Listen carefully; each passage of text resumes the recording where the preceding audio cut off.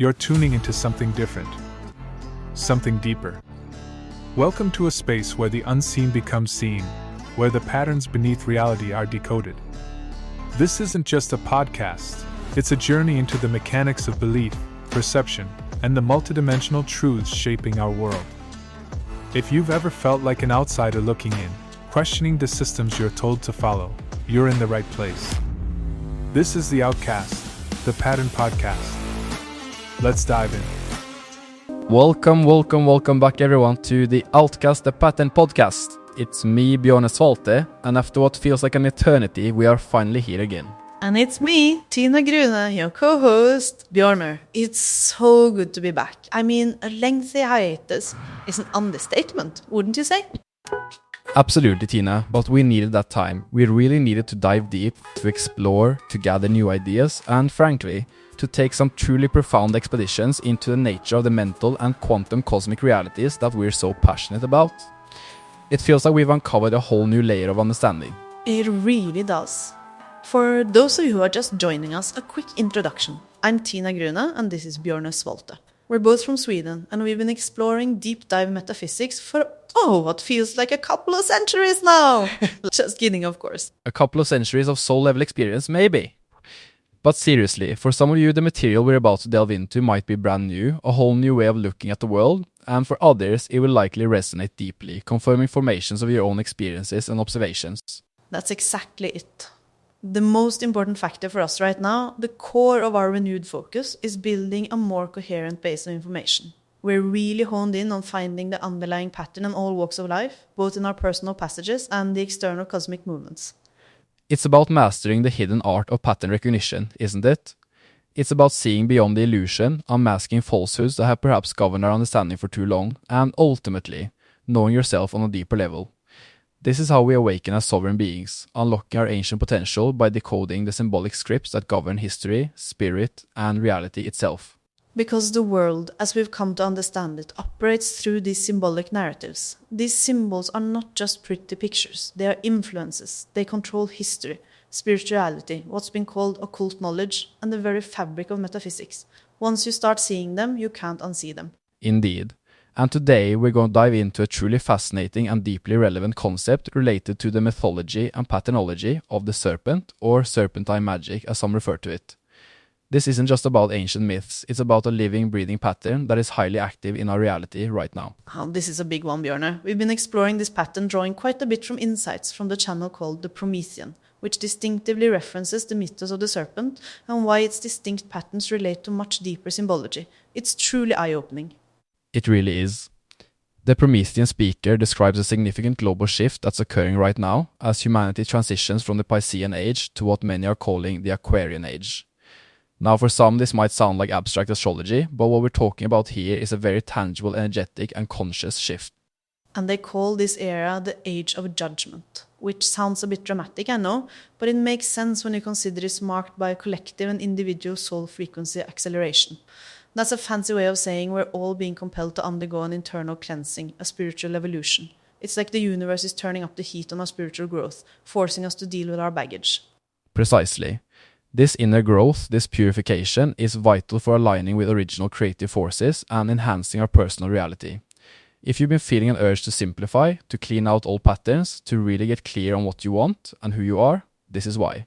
It's the age we're in, demanding that we step up. Which brings us back to the Serpentine mythology. The Promethean insights present this as a central, currently relevant pattern.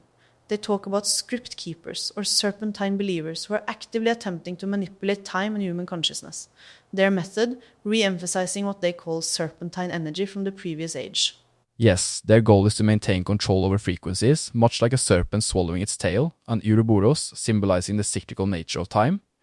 They believe that by controlling time, they can control the minds of individuals and thus reality itself. It's a very ancient, almost mythological power grab playing out in our modern world. And you can see this manipulation everywhere once you know what to look for. One example they bring up is their use of media. Take for instance the planned remake of the movie Anaconda. It's presented not just as entertainment, but as an allegory of their belief system, a method to subtly influence the collective consciousness. It sounds wild, but when you consider how much we absorb from media, It's not just Anaconda, it's a pattern, a symbolic language embedded into much of what we consume.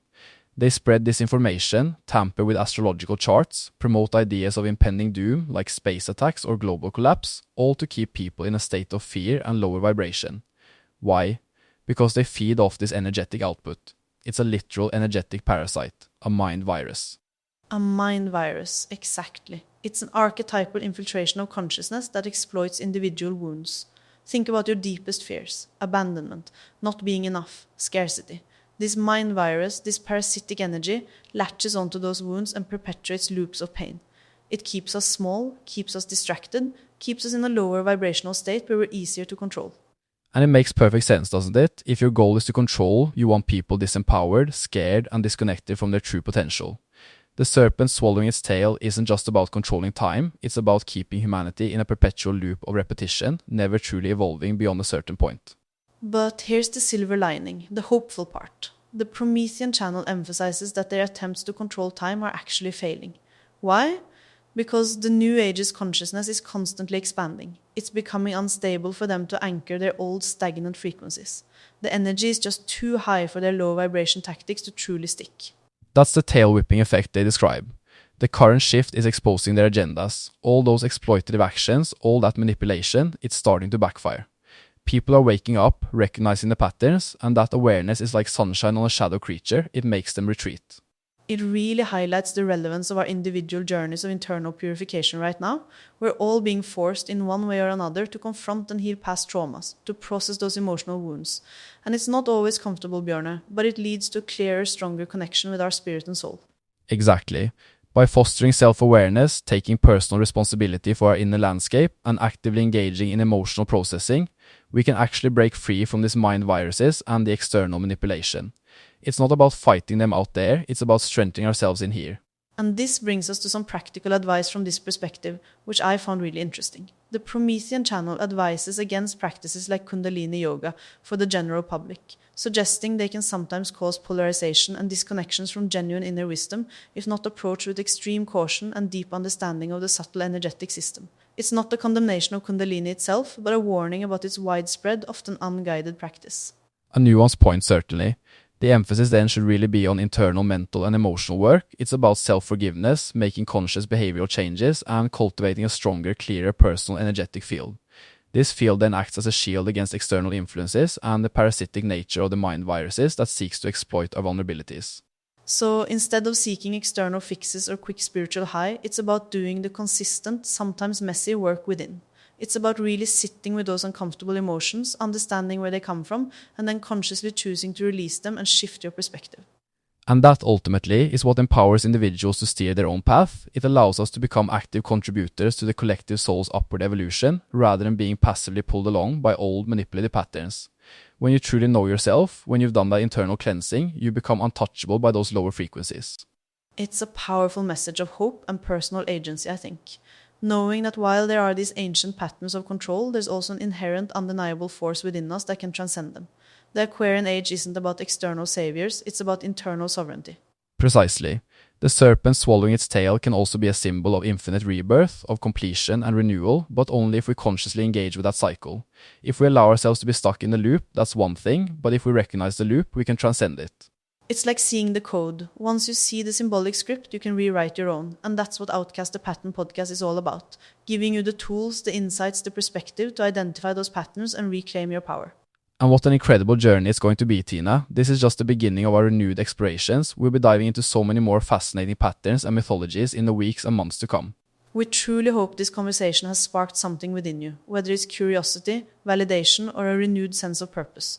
Remember, your internal work is the most powerful tool you have. Thank you for joining us on this deep dive. It means the world to us to have you back. Until next time, keep exploring, keep questioning, and keep recognizing those patterns. Stay sovereign, stay curious, and we'll talk to you very soon on Outkast The Pattern Podcast. Goodbye for now.